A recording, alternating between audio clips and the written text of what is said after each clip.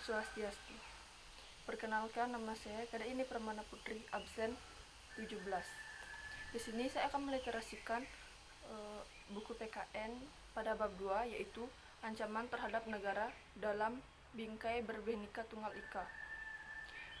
Yang pertama, ancaman terhadap integrasi bangsa, pengaruh lingkungan global dan regional mampu menggeser dan merubah tata nilai dan tata laku sosial budaya masyarakat Indonesia.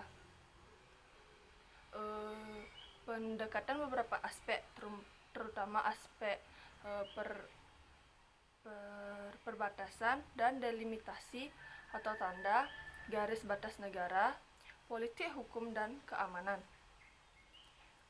Di sini yaitu pengertian bela negara adalah upaya setiap negara untuk mempertahankan NKRI terhadap ancaman baik luar negeri maupun dalam negeri.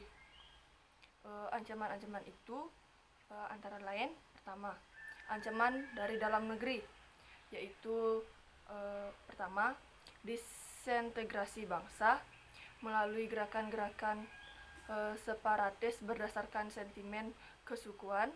Yang kedua, keresahan sosial akibat ketimpangan kebijakan ekonomi dan pelanggaran hak asasi manusia. Yang ketiga, yaitu upaya pengganti ideologi Pancasila. Yang keempat, potensi konflik antar kelompok tertentu.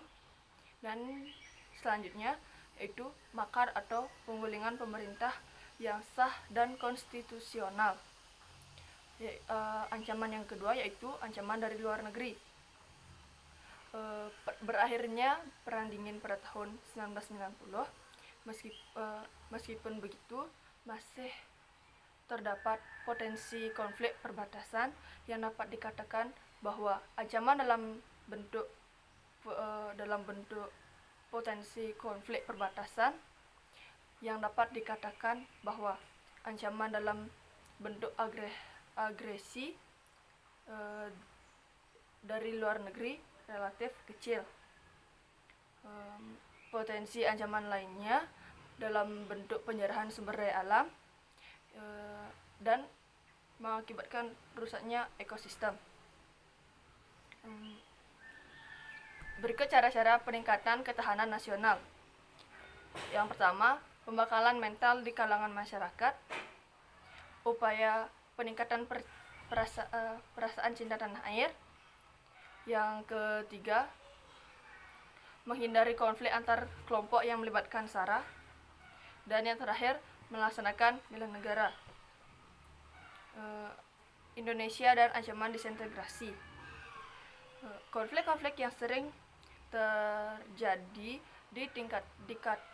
di tingkatan elit, khususnya menjelang pelaksanaan pilkada dan pasca pilkada, atau elemen primordial muncul di pentas konflik sebagai prinsip saling dominan dalam bentuk bangsa dan negara. Meskipun mungkin sekilas permasalahan tersebut nampak biasa saja, namun hal ini jika dibiarkan terus-menerus akan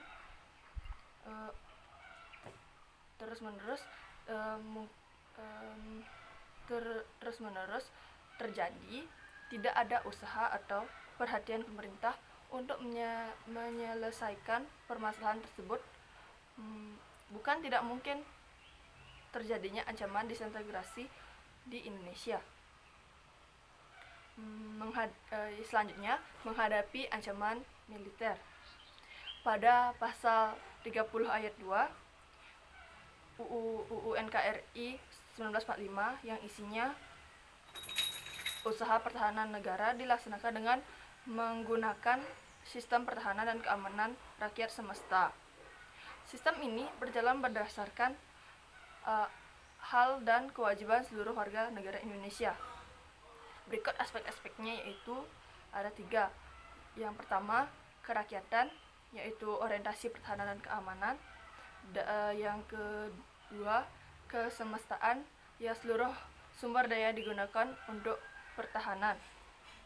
Dan yang terakhir yaitu kewilayahan, yaitu gelar kekuatan pertahanan dilaksanakan secara menyebar dan merata.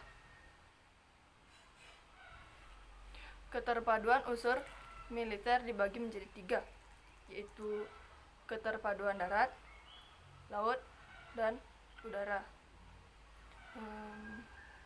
Adapun keterpaduan kekuatan militer dengan kekuatan nirmiliter diwujudkan dalam komponen utama, cadangan, dan pendukung. Komponen utama disiapkan untuk melaksanakan operasi militer dalam perang. Yang kedua, komponen cadangan dilaksanakan sebagai pengganda komponen utama. Menghadapi ancaman nirmiliter.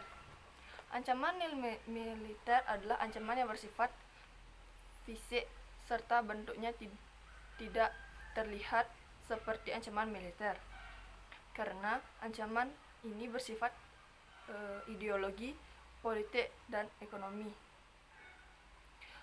Selanjutnya yaitu ancaman di bidang Ipolexos Budahankam.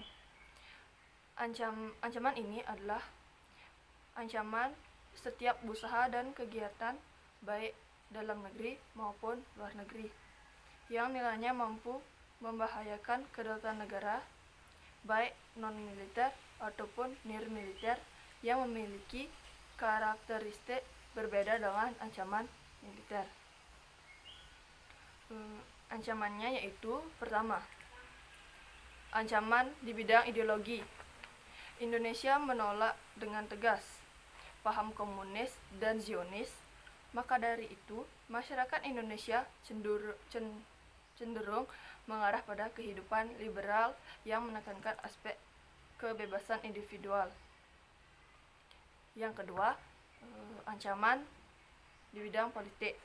Ancaman ini bersumber dari dalam negeri maupun luar negeri.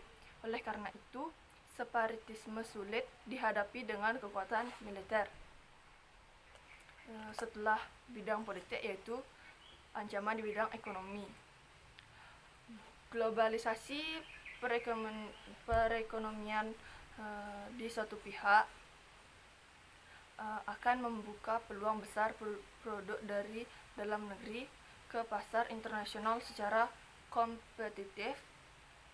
Sebaiknya juga membuka peluang masuk produknya global ke dalam pasar domestik.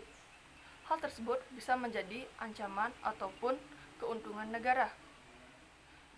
Berikut ancaman kedaulatan negara dalam bidang ekonomi. Yang pertama, Indonesia kedatangan barang-barang impor yang bebas. Yang kedua, perekonomian negara dikuasai pihak asing. Yang ketiga, persaingan yang bebas. Sektor ekonomi rakyat semakin berkurang. Dan yang terakhir, memperburuk prospek pertumbuhan ekonomi jangka panjang. Ancaman selanjutnya yaitu ancaman di bidang sosial budaya. Adapun ancamannya sebagai berikut, yaitu: pertama, munculnya gaya hidup konsumtif. Yang kedua, munculnya sifat hedonis. Yang ketiga, adanya sifat individual. Dan yang terakhir, munculnya gejala westernisasi. Ancaman selanjutnya yaitu ancaman di bidang pertahanan dan keamanan. Oleh karena itu, lemahnya penerapan dan penegakan hukum dan keadilan harus terus ditingkatkan.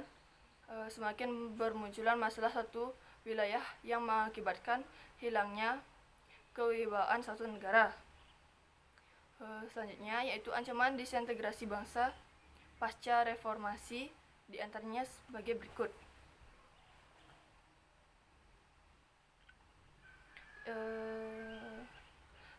Pertama, pergaulan bebas, peredaran narkoba, nilai persatuan menurun, konflik antar daerah. Selanjutnya yaitu strategi penanggulangan disintegrasi bangsa. Yang pertama, stabilitas keamanan yang mantap dan dinamis. Yang kedua, yaitu stabilitas keamanan yang mendukung integrasi bangsa. Selanjutnya, menegakkan peraturan hukum yang berlaku. Selanjutnya, pengamalan nilai-nilai Pancasila. Dan berikutnya, kedudukan dan fungsi ketahanan nasional.